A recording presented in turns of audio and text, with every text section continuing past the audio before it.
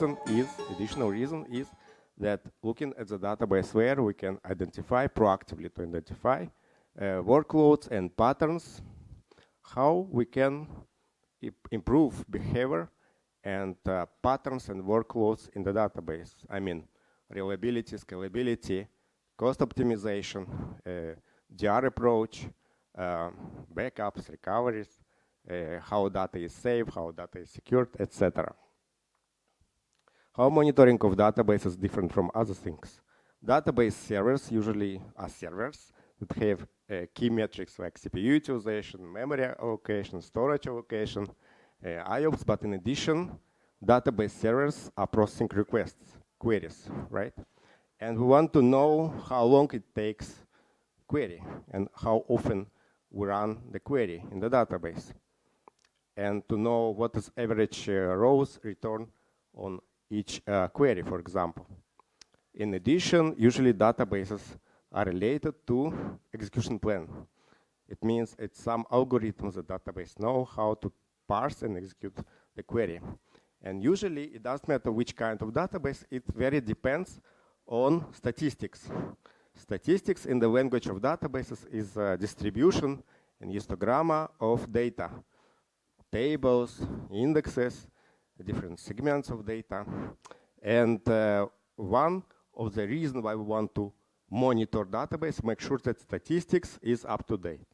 The classical use case that you have some database and suddenly every query takes forever. Every request takes forever. The simplest answer is that statistics is not up to date.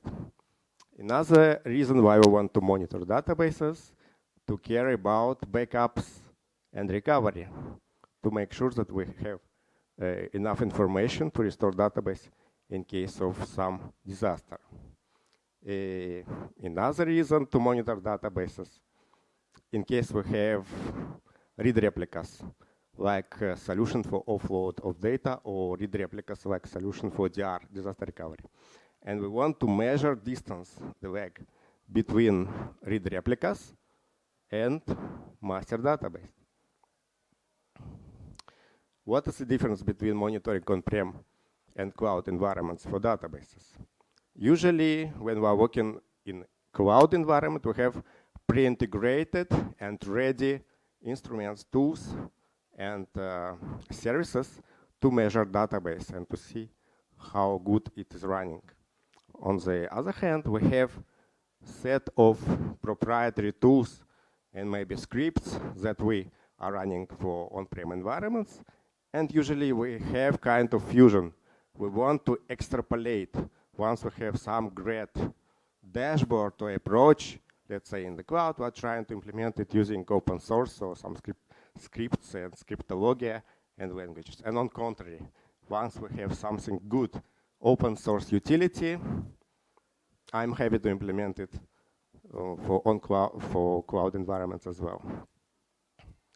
If we are trying to classify the approaches, how to monitor databases, usually we are talking about metrics on the level of database. For example, CPU, I/O, wait events, memory allocation, storage allocation. Then we want to drill down to the level of the concrete query. And then we are talking about services like query performance insights. We want to know that, for example, the reason for high CPU utilization is specific query, right? So we need functionality and part of monitoring that will tell that specific query and specific workload and specific service that originated from the pod of Kubernetes and specific microservice is the root cause of the pattern that we observed in the database, right? In addition, it's very useful to parse log files. Every database usually has slow query log files that indicate and reflects any changes in the life of databases, like unexpected restarts, for example, or different information, useful information. In addition, usually we are working with application transaction performance management tools, for example, New Relic, Datadog, that allow to do instrumentation, to drill down to the level of specific query, and in addition to do research and investigation. That the root cause of the high workload is specific method in your Node.js or C++ or Python or Java or Go code. In addition, application transaction management tools allow to see you the entire topology. Let's say you have very difficult system that written 20 years ago, including some modules in COBOL, for example, who remembers. So you see front-end, networks, back-end, network, database, network, storage, etc. Then we have endless number of scripts and utilities. Some of them are proprietary, some of them you can write by yourselves. And then we have great dashboards that I'm personally very like. Now I want to dive into specific use cases and patterns and tools. And I want to start from AWS. In AWS, we have service that called CloudWatch. And in case we have managed database in the AWS RDS, we easily can identify a workload of our database. It is including metrics, for example, like CPU utilization, IOPS, latency, storage allocation, memory. And then, once we have some indication that we have high resource utilization, we want to drill down to the level of specific query, right? To know what is the root cause of high resource utilization after all. And then we are using another service of AWS that's called Performance Insight. It's actually scraping performance of your database from the perspective of queries and services and wait events and applications. So you can easily examine desired timeline, time frame that the problem, theoretic problem can happen. And you can understand that the root cause is query select from some table, some grid table, or to examine some wait events.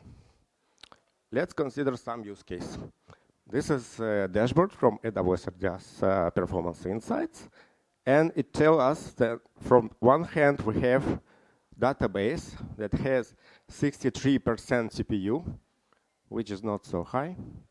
And we have database machine of the class DB M6G 2x large that has 8 CPUs.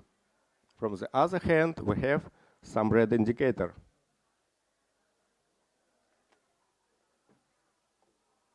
That tells that average number of active sessions reached 40. So we have from the one hand database machine 2x large, which is 8 CPUs. From the other hand, we have simultaneous congestion of active sessions that reach to high number of requests. And pay attention that our server still has just 63% of CPU, but this pattern that indicated with red color by AWS is translated to latency and slow performance. And our customers will feel kind of latency and reduced throughput and increased latency. Another point of view, the same pattern. So we have huge number of active sessions, more than 400. And of course, it's kind of storming pattern that should be addressed by spreading load. It's not necessary very heavy requests. It can be very small requests, but the quantity is similar to DDoS attack, that you have very small requests, but the quantity causing to very high load to the database, and database just is not matching to this workload. Another pattern. You see that a lot of write operations to your database, a lot of write IOPS. From the other hand, only select queries. So it can be, for example, functionality related to temporary files. So database has mechanism to cache or to sort or to order result set and to do it in the memory. Once memory is not enough, or parameters that tells how memory to allocate, to sort, and to manage data, it's starting to do kind of swap and kind of writing temporary files. And you see, despite only selects, a lot of write operations. which is, of course, slow down your infrastructure. Log files can be accessed directly from AWS. And this is an example of small script that you can collect and grab all log files and to place them into some directory or data lake and to parse. This is an example of open source utility that is called PG Badger that knows to parse log files of Postgres.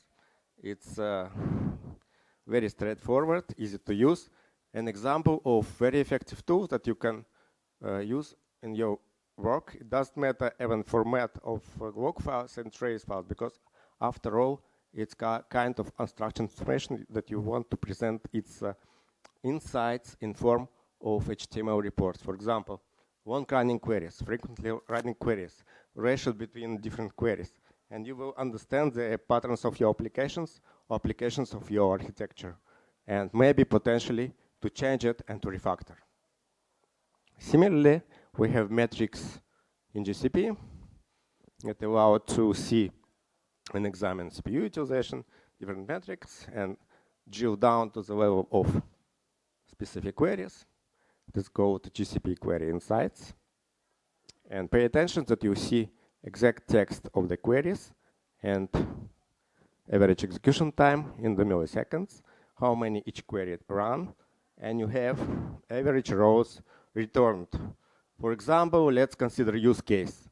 We have database in very good condition, everything is good, but suddenly you identify that average rows return reach to hundreds, thousands, or millions. What will happen with application server? It will cause kind of out of memory pattern, because it's not natural. A database can return millions of records, but what application will do with it? So it's question that database can address to architecture and to patterns in your applications. This is a built-in service of GCP that allows to parse and represent data from the log files of databases. Its interface is very similar to Elasticsearch. You can see timeline, and on the left side you see a set of filters, and you can filter out different unstructured information according to labels or tags. For example, I want only to see entities with errors. Okay, and of course I can play with time frame and download and analyze this. Similarly, Azure Managed Solution for Database has a set of metrics, and we can easily to examine performance and the queries. Pay attention that in case of Azure, for security reasons, they don't present the text of queries. They present just query ID. So to know the exact query, you should query store that separates schema on the same database instance. Azure has service that called Azure Database Explorer to parse log files. Originally, this service was invented by Israeli startup that called Cousteau many years ago. And now this central log data explorer for different services, including databases. So you can redirect any metrics, any diagnostics, any unstructured information in order to find any insights or query the data. And to query the data, we are using language that is called KQL, Cousteau Query Language. So this is example how we can represent distribution of some tags in the log file of, for example, database, according to errors, info, warnings, and you can use it to parse and analyze any unstructured data, including log files of database. This is short script example of from the scratch, very short script that is using the awk utility to analyze and parse log files of databases. In this specific use case, we can identify that suddenly requests to the database MyDB2 takes much more frequency than the other databases, and maybe indication like some storming effect, which is translated to degradation of database and problem with architecture, or maybe just kind of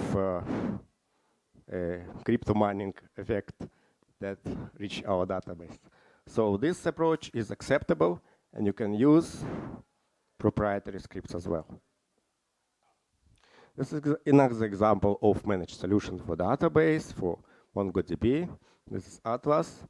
It has great number of charts and metrics that can be observed and investigated and researched. And on top, you can define triggers and alerts to notify relevant people and processes about any deviation. Now I want to touch New Relic, which is example of transaction performance management tool, which is used to do after all instrumentation of your system, not necessarily database. Once you have some running applications and you want to know what is the bottleneck, what is the state and SLA, New Relic is very useful. So think that you, as a engineer, or you owners of the company, and you see some great dashboard that representing cells. The green one, that everything is good, and red one means that something is not good. And then you press on the cell and drill down to specific technology, like, for example, database, okay? You can see very easily most time-consuming queries. You see the line of the code that this functionality, this request was originated. In addition, New Relic has functionality of alerts.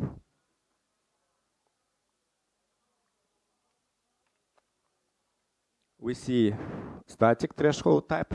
For example, one CPU is exceeding 90%, trigger alert. And it has another type of threshold, which is called anomaly. Once you have some metric and you don't know what is the baseline. Maybe it's 100, maybe it's, you don't know. But you want to identify a deviation that suddenly some metrics is jumping 20%, 15%, okay? So this is the case when we are using anomaly threshold type. Prometheus Grafana is very well-known stack to measure and to monitor databases and different functionalities and technologies. Prometheus has endless number of exporters, and you can write and adjust and tune your own one. And Grafana, you can draw your own dashboard or to use ready templates.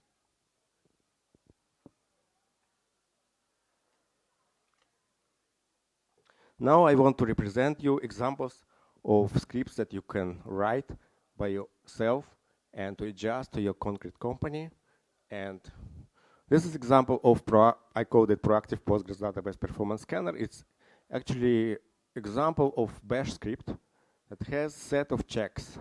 I call it probes that can be scheduled from the cron, from job of Kubernetes, etc., and generate kind of messages, okay, that can be correlated and saved in the database and represented graphically. For example, you want to identify that CPU is exceeding 80%, or you have long-running queries. It doesn't matter which kind of database, which kind of infrastructure, because after all, it's the same idea. You have predefined scripts that actually scraping some and requesting the infrastructure and getting metrics and collecting them and to processing them. Another example, I call it database health check. This is Python script that is actually has a set of checks that scraping the infrastructure, for example, database, okay, and is generating a report in the form of HTML. Okay, think that you have customers or you have your own company that every morning you want to understand what is the state of your infrastructure. Okay, so it's easy way to get all the information collected and integrated maybe with graphical representation. You can subscribe to my blog. You will find different kinds of articles related to databases and DevOps. And now, ask your questions.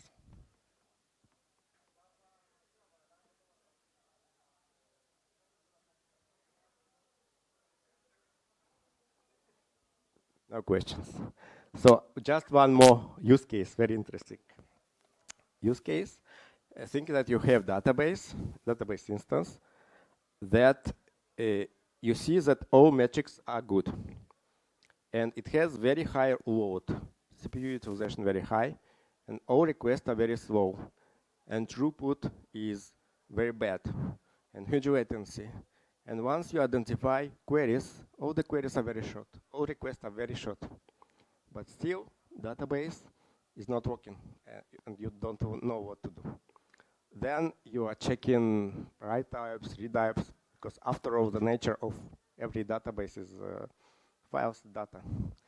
And you see that once you, let's say you are using AWS RDS, and you see in the metrics 2,000, 3,000 input-output operation per second, which is relatively slow. But once you are changing the unit, the scraping frequency of monitoring from the minutes to the seconds, suddenly you see workload that indicating 40,000 IOPS per second. So this is example of workload. Think about application that has kind of storming effect. It has kind of bursts, very quick, very short, but the quantity are very congestion, very knocking to the database simultaneously and causing huge number of IOPS operations that physically this database cannot do, and not enough power to do such high number of operations. So pay attention to units when you're scraping your infrastructure. It's very important if it's once per minute, once per second, because it can be very specific workload that very high to identify. And it kind of art from DevOps, from DBAs, from infra people to identify workload. And like I said, to understand the architecture and to change the workload and patterns of your applications. Thank you.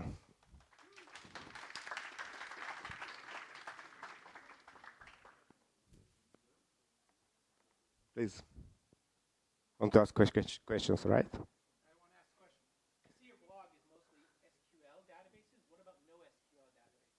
No, recently I published, first of all, recently I published articles about Vertica DB, which is a columnar database. But your recommendation is good, and shortly I will add more information. I had great experience working with NoSQLs, and you'll find more examples shortly.